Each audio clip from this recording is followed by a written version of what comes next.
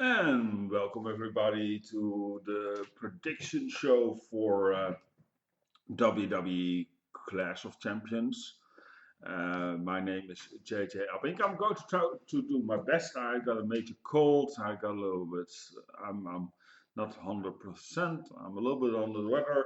But anyway, we're going to do this anyway. We're going to predict and I will explain my choices a little bit, why and how I choose these winners. All right. I got on the show 11 matches, should actually been 12. The finals for the King of the Ring tournament has been moved to Monday the 16th to Raw. I think it's just to boost up the numbers, the ratings. They have been not been really well. Okay. Uh, yeah, let's start with the matches. There's not been announced yet, actually, a kickoff match show. I think it's going to be as usual, the cruiserweight championship matches will be in triple threat match. But I'll get later to that. Let's start with the United States Championship match between AJ Styles and Cedric Alexander. The match was put together on Monday, actually thrown just together, no story whatsoever. So Alexander got a win over AJ in that what was it, 10-man tag team match. Um, I don't know. I'm just going to put that the champion is going to stay. There's no story there. There's nothing much to it. I think Cedric Alexander just came from 205 Live. Now it's just on show, and now directly United States Championship match. There's really no build up, as I said before. So I'll stay with the champion. AJ Styles just got the title. I don't see no need yet to take the title from him yet. All right, then the next match is actually the only match that is not a championship match, but I think it's actually a little bit weird because you call the show Clash of Champions while there is no title involved, so it's a little bit weird. It's a no DQ match, no disqualifying match. Roman Reigns versus Eric Rowan. Now, if it's a no disqualification match, something's going to happen, something getting involved. Roman Reigns for Eric Rowan. I think Daniel Bryan's going to be involved. That's going to be the main shocker. Um, I don't know what's going to be turned on. Or he turns on Roman, or he turns on Eric Rowan. Um, I think it's just that I'll be honest. I think he's going to be turning on Eric Rowan due to he lied and everything. The storyline has been so creepy and so been rewritten that I am confused. And so many video packages shown. The build-up has been great. I think it's not going to be the second match. I think it's going to be one of the last matches, to be quite honest. But yeah, Eric Rowan, really, I'm sorry about. You know what I mean? So, but I think Roman is going to be victorious in this match. Um, or it depends also on who and how is going to be someone involved because there's something going to happen. Daniel Bryan must be the key member in this, and then it's going to be a build up towards Hell in a Cell.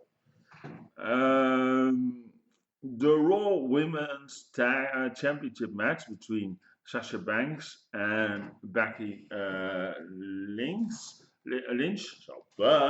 Sorry about that. Yeah, I think it's going to be Becky Lynch. I think Becky Lynch is going to keep the title to WrestleMania, and there she will be challenged to the comeback of Ronda Rousey. But I think that is going to be story. It was actually a shame because Sasha actually just came back. She is on the roll. Uh, it would not be weird if she, you know what I mean, and if um, the if she keeps on rolling, but due to the fact I have a feeling that Becky Lynch is going to hold the title. She's also going to be on the cover of the new WWE game. So it looks like Becky Lynch is going to retain. The Intercontinental Championship match. I'm totally personally done with Shinsuke Nakamura. Really, it's a nice run, but he has been booked so terrible in WWE. He started off a really good hype. He did so good in NXT, and he started to look also when he came to the main roster. He won the Royal Rumble, and then from there, from WrestleMania on to the match with AJ Styles, what actually was going to be the classic, and it was so terrible book. And since that time, it's gone only downstairs with him. I think he's going to lose the title also towards The Miz. I think The Miz is a great intercontinental title. He's a great talker. I think if he going to Fox with SmackDown, he can really put SmackDown on the cards. And it's great for doing shows, interviews, etc., etc. All right, then the next match that I really don't care about. I'm totally done with actually the one team, and that is the New Day. They just keep together for nothing else because of the merch sales. But it's so still, and I'm so over these guys. It's just ridiculous. Versus the Revival. The Revival, yeah, I don't know what to say about this.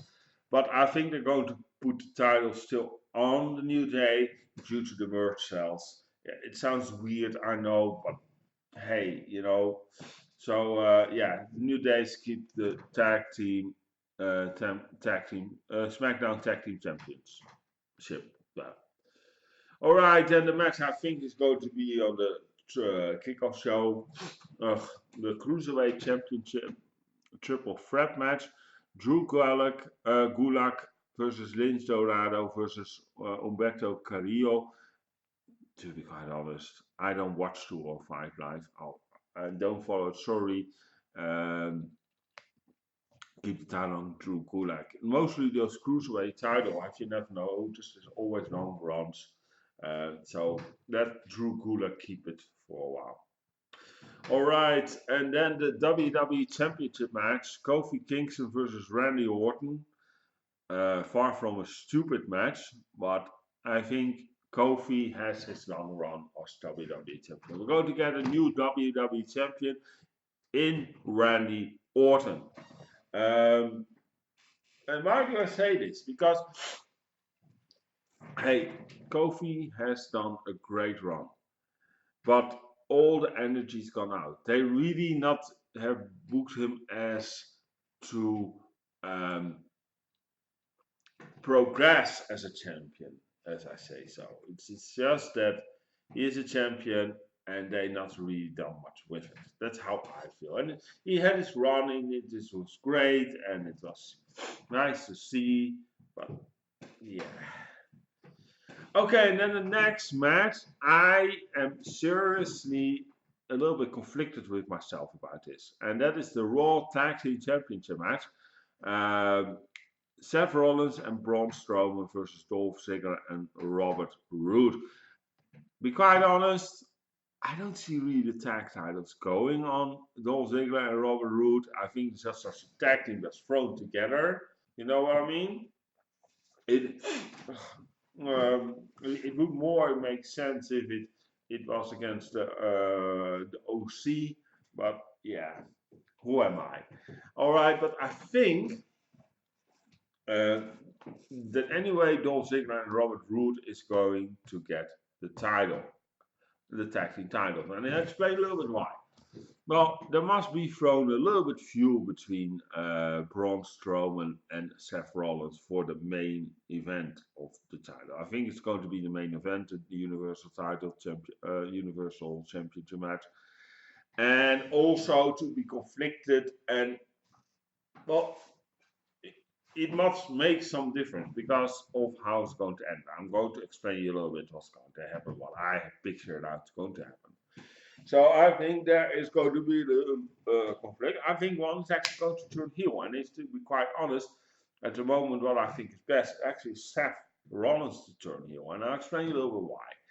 As heel, I think Seth Rollins is doing more better work than as a babyface. It's whole his title reign as at this moment has been um, I don't know. It's more about the relationship with Becky Lynch. It's everything else but him as being a champion, and it somehow it doesn't conflict, and I think it's because Seth is playing the goody champion, and I think that needs to change. Let him turn heel on Braun Strowman. Something happens that they turn heel and get conflicted. In that way, they lose the tag team titles. They put the titles on Dolph Ziggler and Roman Reigns. To be quite honest, I think they're going to be transitional champions. So they're not going to keep the title. Maybe the War Raiders or something. That could be funny. You know what I mean? Or the OC or something. I don't know. All right. Then the SmackDown Women's Championship match between Bayley and Charlotte. It's in their hometown. Let's keep it first that of Charlotte. Mostly the hometown hero doesn't always win, but it would make sense if Bayley loses her title. Then she can get back together with Sasha for the tag team titles, and Charlotte become 10-time champion. It will make a round figure. They're going to put. I think it's going to put that. Is going that she's coming close to her daddy's run, the 16-time champion. Now she needs to still away. Then she's not getting younger. I'm not saying she's quitting tomorrow, but you know what I mean. So she needs to get up there. So I think Charlotte is going to win the the SmackDown Women's Championship, and set something up. I don't know what it is, but you know what I mean.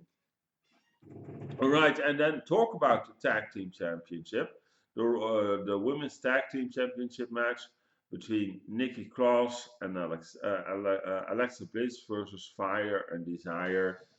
Hey, Mandy Rose, a hot babe. Let's be honest. Let's call spade like a spade. And I think they're probably marketable, but I think it would make more sense that the women's tag team titles get a good run, a long solid run with one team, and that's going to be a Nikki Cross and Alexa Bliss. I think Alexa Bliss is at a point. She's a great champion, but it would not make sense if she has to lose a title and get a singles title at the moment. I think that the titles are there where they should be, and so to keep a championship on Alexa Bliss, what her talent deserves, is the tag team titles the best at home. So they're going to retain. And then the Universal Championship match. Now it's been rumored that the Fiend or Bray Wyatt is going to challenge the winner. Yesterday we placed an article that with proof of Twitter feeds and everything that's been advertised. Seth Rollins going to be against Bray Wyatt, the Fiend, for Hell in a Cell for the Universal Championship match. Now, if I told you that they're going to be spread heel, I think that is as Seth Rollins as heel, it will make sense, and in that way. Because the Fiend is so over, I don't think you really can book him as a heel, even if he's heel build. You know, it's a heel character build.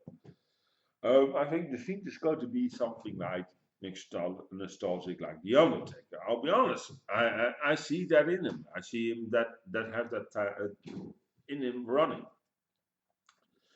So somehow, I think this match is going to be that way, and suddenly the Fiend will get involved.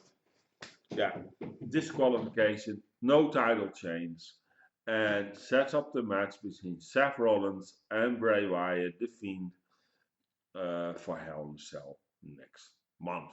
I'm looking forward to that match, Michael. I think it's a little bit too early to put actually The Fiend in a championship match yet. That's another opinion. So yeah, again, Braun loses a single title run, but he actually deserves of a stature. But yeah, at the moment, I think he is just cannon feeder to put champions over, and you know what I mean. And he's going to be the big giant who has a baby face. I think he is there where he should be. So that's why I don't want to turn him heel at the moment. Well, these are my predictions. Let me know what you think about your predictions in the comment box. I'm reporting for JJA Sport Studio. Don't forget to check them out on jjasportstudio.com. All the latest sports news, including pro wrestling, of course. You can check us also on our social media pages, facebook.com/JJA Sport Studio. You can tweet with us on @JJA Sport Studio. We are also on YouTube here, youtube.com/JJA LiveTube. We're on Pinterest, pinterest.com/JJA LiveTube. And we're also on Tumblr on djsportstudio.tumblr.com and vk.com/JJA Sport Studio. And that's, I think, all we have for today. Don't forget to tune in, check this out. Though you can see the whole match card for night of Clash of Champions. I won't say Night of Champions. Clash of Champions on our main website. So yeah, don't forget to check it out, people. I hope you enjoyed the show. After the show, I will quickly record a review, my thoughts about Clash of Champions, and I'll put that so quickly up as possible. All right, thank you so much, and take care. And yeah, sorry, I got a cold, so I sound a little bit weird today, but and I want to do anyway the predictions. So take care and have a great Clash of Champions. Ciao.